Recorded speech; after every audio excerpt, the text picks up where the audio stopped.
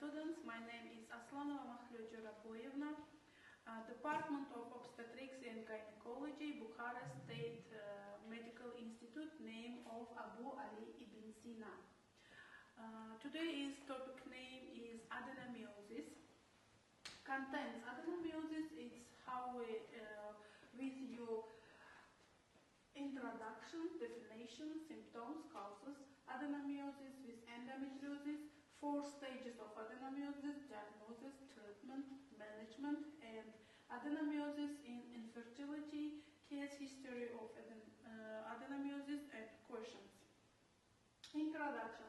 Adenomyosis typically affect women in their reproductive years, particularly their late 13th to early 15th, and often associated with a history of childbirth or uterine surgeries like cesarean section, although the condition is not life-threatening.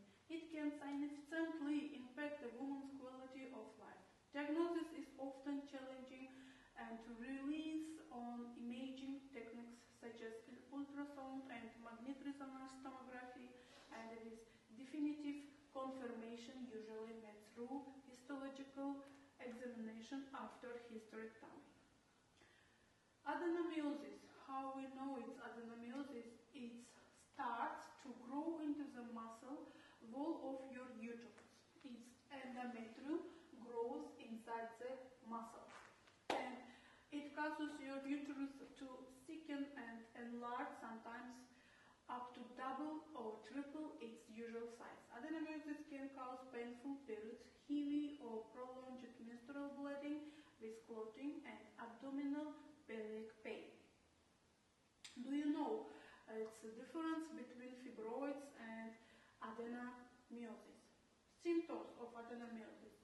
Symptoms, it's first painful periods, it's like dysmenorrhea, heavy bleeding during your period, it's menorrhagia. As other symptoms can happen anytime in your menstrual cycle, such as pelvic pain, it's pain in the lower part of your abdomen, also tummy, bloating, heaviness or fullness in your tummy, and pain. Some people with adenomyosis have no symptoms, it's maybe asymptomatic.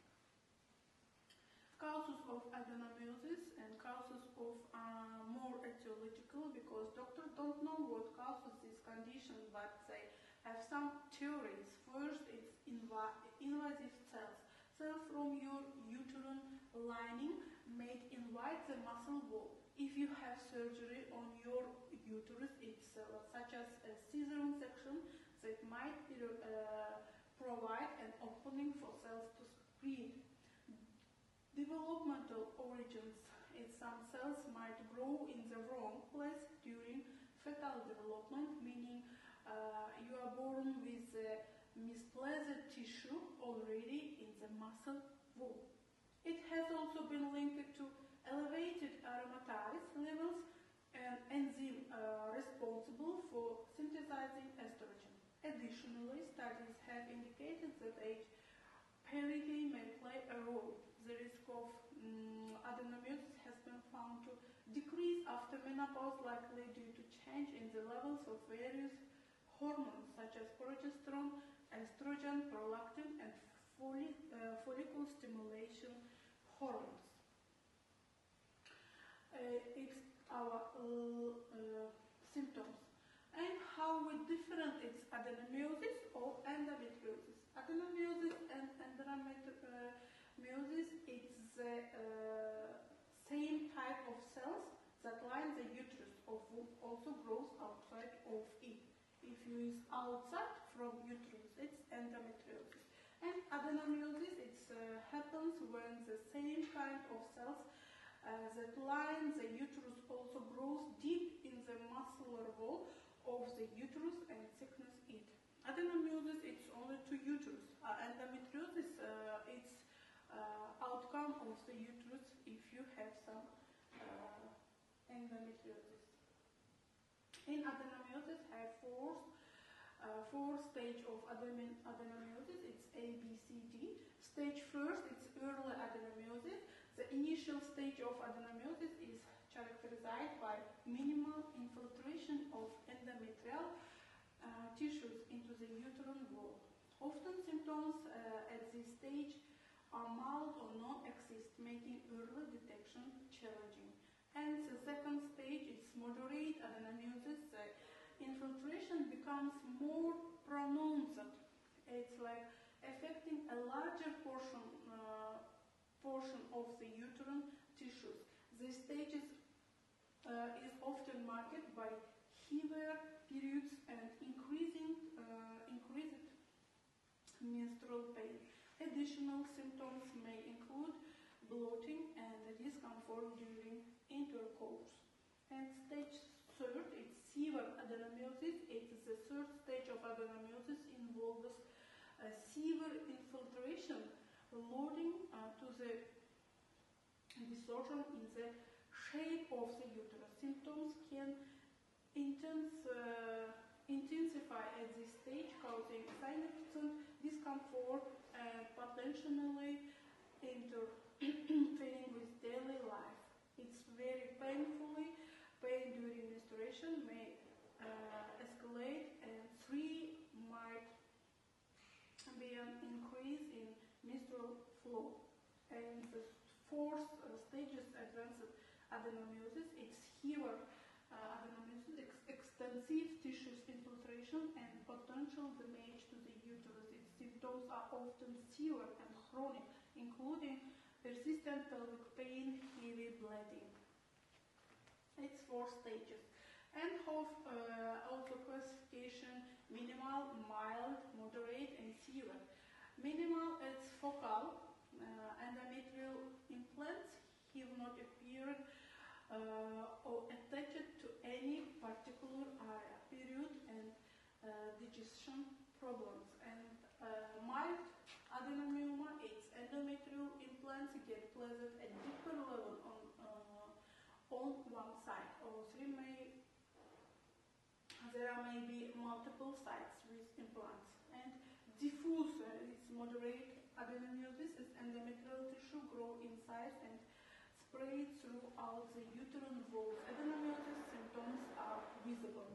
And severe advanced adenomyosis, it's deep, widespread implants, cysts and adhesions, severe pain, infertility, and chronic digestive issues. And how we diagnose it through ultrasound? We can see this table. Ultrasound change, it's how we different adenomyosis with focal adenomyosis, and to ultrasound definition of the lesion in diffuse adenomyosis, indistinct, in shape of indistinct, and contour indistinct, and shadowing as fan-shaped shadowing liner, hypoechoic striation. It's diffuse presence of inflammatory diffuse areas of mixed echogenous, small cyst, echogenic islands, and echogenic subendometrial lines. And vasculature with translation flow, diffuse minimal or few vessels.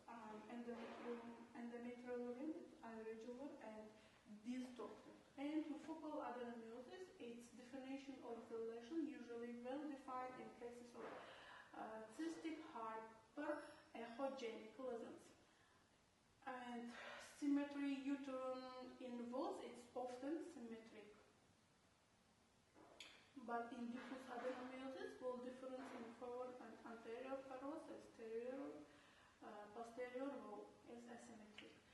But contour is irregular or indistinct, and shadowing rarely fan-shaped shadowing or linear hypoechonic striation. And echogenicity, it's focal, mixed echogenicity, small and large with echogenic islands and echogenic subendometrial lines or buds. And vasculature, diffuse minimal, sporadic and vessels, often regular or imprinted by subendometrial focal lesion to endometrial fluid. And other diagnoses have diagnosis of adenomyosis. It's like physical exam in premenstrual examination. We use the patient's symptoms and then palpate, feel the uterus. It may feel spongy or globular uterine enlargement, uterine tenderness, and with boggy consistencies if adenomyosis is present. And sagittal grayscale, it's transvaginal ultrasound image with two focal arrays of shadowing seen earlier and rather than the typical function shadowing seen in adenomyosis. The endometrium is distinct from the myometrium. It's, however, the junctional zone is difficult to identify. This imaging fundus may represent adenomyosis, although the lack of the shaded shadowing and the other diagnostic features makes the diagnosis less certain. And we also check Oncomercury's TI 125 blood test and indicates severe adenomyosis. And picture we can show it's to vaginal ultrasound and magnetic resonance tomography. We can see adenomyosis. It's subject to magnetic resonance image with signs of adenomyosis, including a Weidner junctional zone. Its name is asterisks, causing thickening of the uterine wall of the anterior and posterior myometrium and high signal rate related to cystic changes and edema. Normal myometrium is higher in signal intensity than the darker junctional zone. Like it's uterus, but there is have like two black spots. But transabdominal ultrasound shows an asymmetrical enlargement of the uterus with multiple subendometrial hypertonic linear figuration. And how we different with adenomyosis, and if you ultrasound an anterior wall and posterior wall, it will be asymmetric. And irregular endometrial myometrial junction, multiple subendometrial also cyst. And transvaginal ultrasound, we can see adenomyosis, it's black stop, it's like inflammatory area. And it's we show in histological how we treat of adenomyosis. Treatment of adenomyosis is first line non-steroidal anti-inflammatory drugs. Its mechanism of action decreases pain and abnormal bleeding from decreasing circulating prostaglandin. And second liner is combined oral contraceptive. Its mechanism of action atrophy on endometrial tissue causing decreased menstrual bleeding. And progestins, its atrophy of endometrium. We also use progestins as gestogen. And progestin releasing intrauterine device, it's progestin releasing intrauterine device, it's such as device Mirena. Atrophy of endometrium from local progestin. It includes levonorgestrel. We put inside the cavity of uterus. It's like to atrophy of endometrium from local progestin. And gonadotropin releasing hormone analogicus. It's hypoestrogenism and endometrial atrophy. And another line treatment. It's gonadotropin releasing hormone antagonist. It's endometrial atrophy, mild hypoestrogenism. And there is have adverse effect, but it's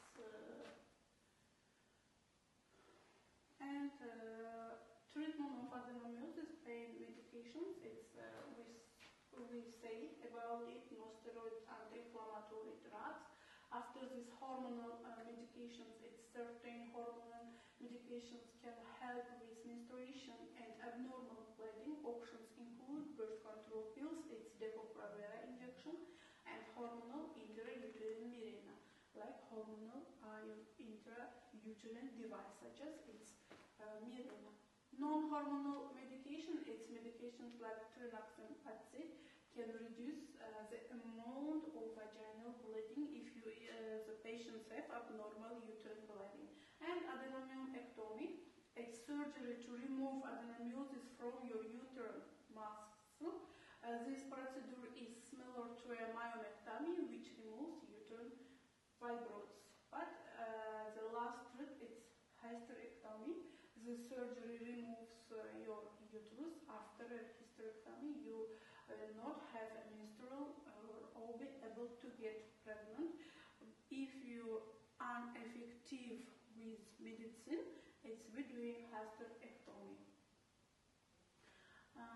It's Mirena. It's placed in the uterus. It's not include hormonal levonorgestrel, but like to contraceptive and such as to treat inhibit sperm from reaching fertilization and the uterine lining. At treatment of adenomyosis is, I said about it, it's adenomyosectomy, and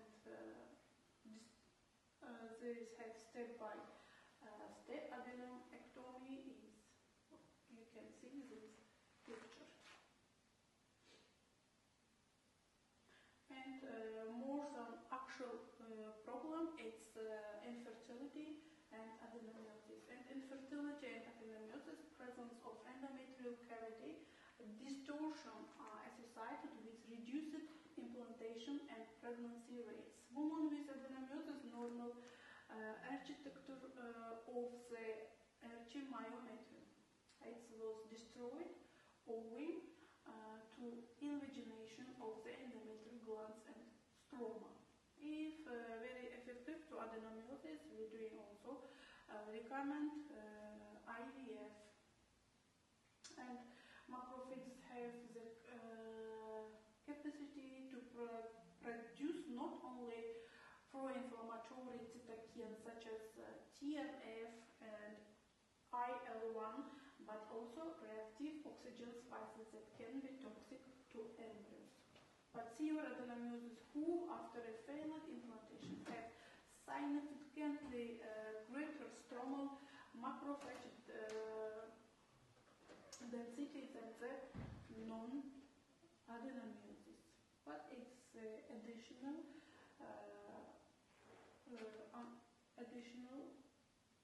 diagnostic markers. And treatment of infertility and adenomyosis, it's gonadotropin releasing germinals. It's controlled trials exploring in the impact of gonadotropin releasing hormones on fertility under our understanding of adenomyosis. One case study reported that treatment of severe adenomyosis with gonadotropin releasing hormones for 16 weeks resulted in the live birth of healthy male infant. And during treatment, the ultrasound beams penetrate the tissue into the acoustic pathway and are then focused on the target tumor within the body. When the temperature increased to 65 degrees, coagulative necrosis occurs in the target tumor, and the acoustic focus region of the transducer is 5 mm wide and 8 mm long. It's like to these pictures have how its act mechanism, high energy focused ultrasound technology was invented at treating cancers by using the with ultrasound. This has the pictures. It's until treat, it's after treat. But this has some case history. For example, patients, 31 years old woman presents to the gynecology clinic with complaints of progressively worsening pelvic pain and heavy menstrual bleeding for the past year. Its history of present illness, the patients report menorrhagia with menstrual periods lasting 8-10 days and requiring frequent changes of sanitary pads due to the heavy fall. She experiences severe dysmenorrhea that begins a few days before her period and persists throughout menstruation. The pain is described as a dull, cramping sensation and localized to the lower abdomen and pelvis. And she also reports dyspareunia, and over-the-counter pain medications provide minimal avail. In case of history of 2 full-term pregnancies, both delivered via caesarean section. It's like risk factor test to caesarean section. It's not history of endometriosis or pelvic inflammatory disease, no significant medical no significant medical. And family history, no family history of gynecological cancers or significant reproductive disorders. Physical examination is general. The patient appears acute distress. Abdominal examination, mild lower abdominal tenderness, no palpable masses. If pelvic examination is to be manual, the uterus is diffusely enlarged, approximately 12 weeks in size, tender on palpation. And feels boggy and soft. No adnexal masses are felt. We put diagnosis, it's adenomyosis because it has very dysmenorrhea, pelvic pain, and management plan, it's medical treatment, yes, non-steroidal anti-inflammatory drugs, hormonal therapy. First line is Gestogen, we use only a tablet Vizana, also gonadotropin releasing hormones agonist. If you are